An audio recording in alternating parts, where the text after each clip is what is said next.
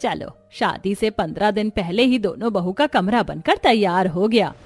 हमारा घर तो काफी बड़ा है, तो तुमने ऊपर वाले फ्लोर पर बहुओं के लिए अलग अलग कमरे और रसोई क्यों बनवाई?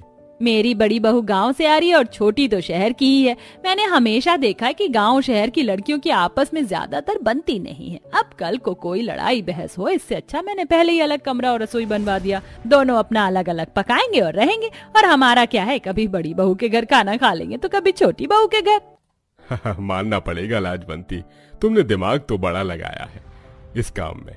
चलो अब चलकर चाय पीते हैं। समय गुजरता है और लाजवंती के दोनों बेटे राजेश और देव की शादी हो जाती है।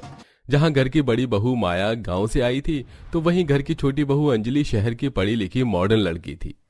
इस किचन में कितनी लो क्वालिटी का राशन है। खुले दाल, चावल, आटा और मसाले। ये लोग हमेशा लो क्वालिटी का ही राशन यूज करते हैं क्या? कोई बात नहीं, अब मैं आ गई हूँ ना, अब तो इस घर में हाई क्वालिटी का अच्छा राशन यूज होगा। पूरी रसोई राशन से भरी हुई है। इतना सारा राशन तो मैं आराम से 1-2 महीना चला सकती हूँ। जिस तरह आज तक अपने मायके में पैसों की बचत की थी, ठीक उसी तरह ससुराल में भी करनी है। इन दोनों देवरानी जेठानी की बातों से तो आप लोग समझ गए होंगे कि आने वाले समय में जहां देवरानी छप्पर फाड़ के घर के राशन पर खर्च करने वाली है, तो वहीं जेठानी किस तरह बचत करेगी। और क्या इस राशन की कहानी में कोई नया मोड़ आएगा, अनबन होगी या नहीं, इसे जानने के लिए तो हमें कहानी में आगे बने रहना होगा। अरे बहू, तुमने तो बिल्कुल सच कहा था। इस मॉल में तो सब कुछ मिलता है, सब्जी से लेकर राशन, हर चीज है यहाँ।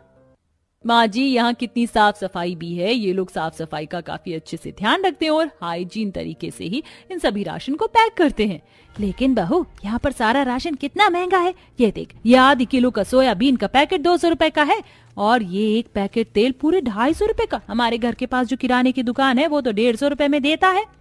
माँ जी, वो अच्छा राशन नहीं होता, इसीलिए एक तो वो खुला राशन बेचते हैं। आपको पता है खुले राशन में कितनी सारी मिट्टी होती है और कभी कभी तो कीड़े मकोड़े भी निकल जाते हैं।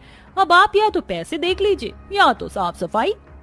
हफ्ते भर का राशन खरीदने में ही अंजलि से 7-8 हजार रुपए खर्च हो जाते हैं।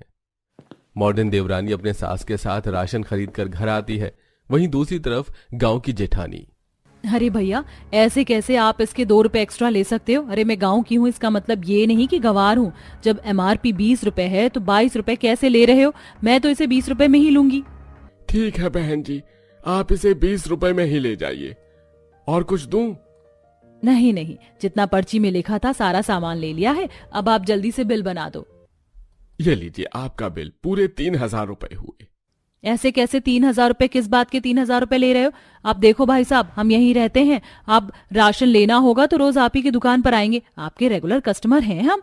अगर रेगुलर कस्टमर से इतने पैसे लोगे तो कैसे चलेगा? मैं 2500 रुपए से ऊपर 1 रुपया भी नहीं दूंगी।